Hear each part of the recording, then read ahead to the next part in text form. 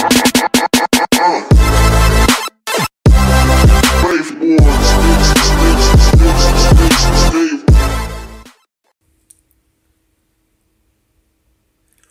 hello everybody. Fallen from OTB here, coming back at ya.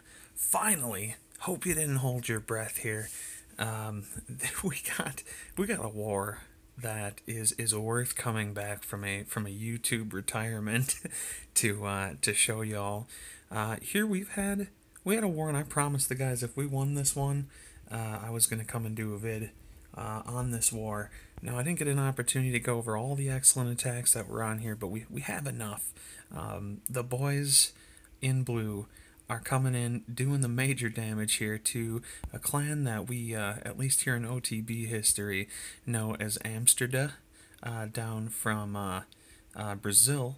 And they have been hunting us over the period of the last probably year and a half, I would say. Just about every 4 months we get matched with these guys. And, well, there's no other way to put it. These guys have been cheaters in the past. The last 2 wars that we had with them, we've had some real questionable things going on. Now, usually we're not the ones to just start yelling cheats here right away, but in this particular case, this is why we're here to do this recording. These guys had trouble up top for the first time I think I've ever seen, and we did the damage to these fellas here. Let's jump into a couple attacks and see what we can find here. We'll start at the top. Just got a few to show you today, and from yours truly, coming in, this is the first time I've used a bowler-based attack in quite a while here on a TH11, not maxed, but, you know, a pretty healthy TH11. So we're going to start those bowlers and get that pathing on in over here with a couple minions on each side to help them as well. And the bowlers are just pushing everything together here really well. As you can see with the 2-jump setup, we've got exactly what we need to do the damage and funnel into this base right here. So here comes the bowler swarm coming in on that TH. The rage is going to go up here in just a sec, and everything's pushing forward so well. The pathing was done pretty well. Poison goes up, second jump goes up. Now I knew to bring 1 freeze here, and using that warden ability to keep those things moving forward as long as possible. Use that freeze away from, you know, the king. I knew the king was going to deal with that other inferno. Everything is just, well, there's no other way to put it. They're bowling through space. And the damage is being done here on these maxed walls. Finally, the bowlers are able to scrunch their way through here. And with just few defenses left, it is overwhelming as we speed up the process here. We have an overwhelming force coming around. This is since the update, which was what, about a month ago or so. La Lune has been the hot thing for TH11. Now these guys are the first. This is the first time I've ever seen anti-La Lune bases up, and we've been having most of our success doing La Lune. So it has been a pleasure to be able to use bowlers and have it work. I don't know what kind you guys are having on that, but you know, it's working well for us here. So we're going to jump down to number 4. Vincent had a really nice attack here on, you know, it's a 9.5 base, really pretty decent setup that's kind of made to stop any of the general comps that you see these days. So we had to get a little creative with it. He's going to do the Zap Quake method on these 2 air defenses, meaning that there's just the 2 back end air defenses left. So that's going to really speak for a good portion of this base until we get to that very back tail end right there. So definitely going to start out some dragons ahead, and you can tell that the strategy here is to keep these dragons pushing forward, kind of funneling very well. This base, really interesting enough, is kind of set up to funnel forward here from this particular direction. He's going to send the rest of the heroes and royalty in to just be able to deal with some side things, so those dragons don't get completely destroyed here and trying to path around the outside and everything. He wants them to push forward, which they do. Those Teslas pop right there, but it is an overwhelming force of dragons that are up. And here comes the Laloon on the back end, and this is brilliant. I mean, the king has been down there tanking, queen is free roaming. We still have 3 haste that we can use, which really haste is all you need on something like that. He needs to hurry that up on the left side because that lava had popped, and finally that air defense is going down. Thanks to how the update is, those loons are dropping their stuff a lot faster now. Lava's popped, so they're going to help for cleanup, and look at that. The loon force is pretty much... I mean, you know, you lose a couple here and there, but that really is a nice job to be able to break down a base like this, and just swagging that queen right there, boom, and look at that. That's the stuff right there. Giving them the full force of the business. That was number 4 going down to Vincent. Vincent is just an incredible attacker. Awesome to see his comps here. We're going to jump into the Terminator, or Term as we call him. Now this guy has had a war, as Drummy would say, standing on his head. He had a 6-star war right here, going in big right when we needed him. He's going to start that queen walk up there at 10, 11 o'clock. I think the plan was to push queen in a little bit farther so she could kind of deal with the expo and those splash defenses. And he kind of sends in that last second hog there to draw the CC up, and that's just what he needed to do right here. Poison's going down, pops the ability and the rage there, of course.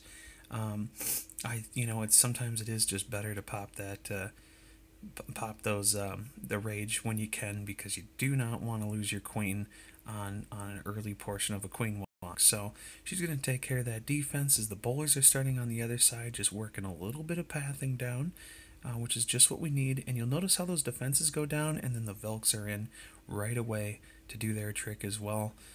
They're going to move forward and get everything kind of punching in here. Straight pathing in with those 2 jumps that are going to really cross, a good 75% of the base. Those Teslas do pop. That's going to be alright, because under a rage, those Velks are nasty. So one obvious heal going up here in kind of that midpoint as things are breaking off and traveling in different directions.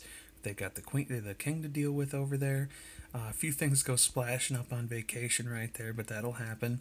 And what a great thing to have a queen moving together with those Velks. You don't see that happen too often, but she's great support to have, picking off those outside defenses as the Velks are taking the punishment. And it comes down to the fact of he had a couple loons in the bag as a backup option. That golem is healthy enough to know that he's going to not have an issue with that air defense there. He does lose a loon because of that, but then at this point we're looking at the cleanup that he has, and there is plenty. So good for him to be able to get this base down and dead. And love to see all these 3 stars this war. It was fantastic for everyone, and a really good effort by people here too. Those close wars, they get a little tense sometimes, a little easy to get a little flustered. We're gonna jump down to 14, and I think we're gonna call this video short here today. So number 29, old Cypher. We got him for a reason. Why do we have him?